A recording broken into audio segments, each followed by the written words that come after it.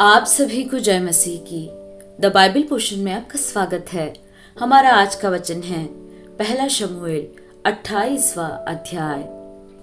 उन दिनों में पलिश्तियों ने इस्राएल से लड़ने के लिए अपनी सेना इकट्ठी की।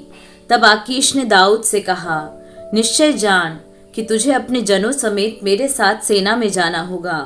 दाऊद ने आकीश से कहा, इस कारण तू जान लेगा कि तेरा दास क्या करेगा। आकीश ने दाऊद से कहा, इस कारण मैं तुझे अपने सिर का रक्षक सदा के लिए ठहराऊंगा।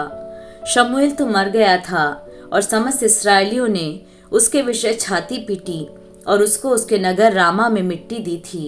और शाऊल ने ओझों और भूत सिद्धि करने वालों को देश से निकाल दिया था। जब पलिश्ती इकट्ठे हुए और शूनेम में छावनी डाली तो शाऊल ने सब इस्राएलियों को इकट्ठा किया और उन्होंने गिलबो में छावनी डाली।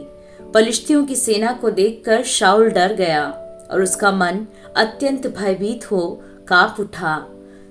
जब शाऊल ने यहोवा से पूछा तब यहोवा ने न तो स्वप्न के द्वारा उसे उत्तर दिया और न ऊरीम के द्वारा और न भविष्यद्वक्ताओं के द्वारा।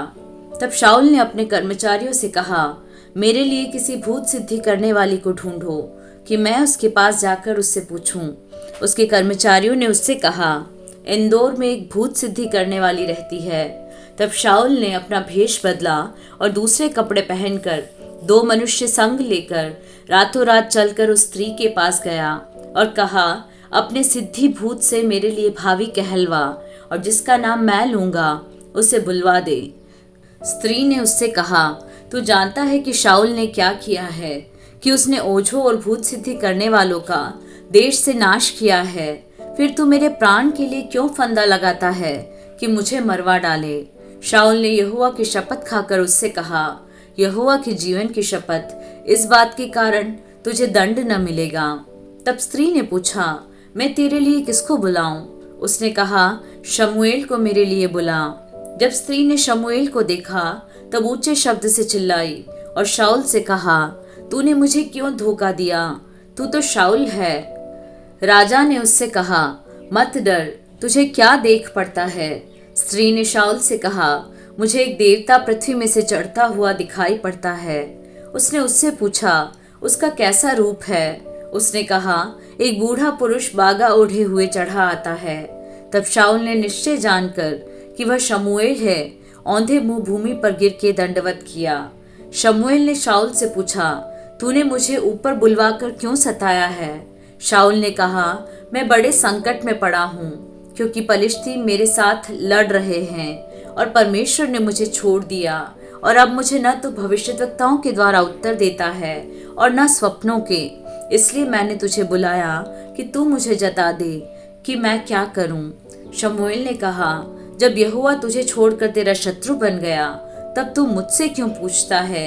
यहोवा ने तो जैसा मुझसे कहलवाया था वैसा ही उसने व्यवहार किया है, अर्थात उसने तेरे हाथ से राज्य छीनकर तेरे पड़ोसी दाऊद को दे दिया है।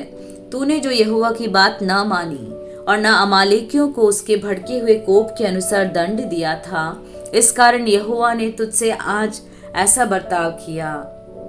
फिर यहोवा तुझ समेत इस्राएलियों को पलिश्तियों के हाथ में कर देगा और तू अपने बेटों समेत कल मेरे साथ होगा और इस्राएली सेना को भी यहोवा पलिश्तियों के हाथ में कर देगा।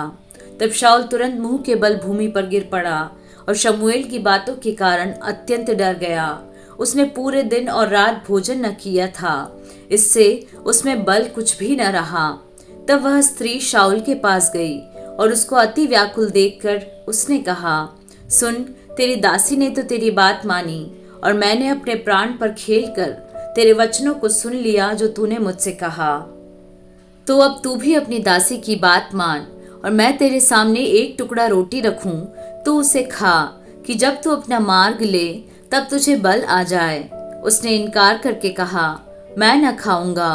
परंतु उसके सेवकों और स्त्री ने मिलकर यहाँ तक उसे दबाया कि वह उनकी बात मानकर भूमि पर से उठकर खाट पर बैठ गया। स्त्री के घर में एक तैयार किया हुआ बछड़ा था।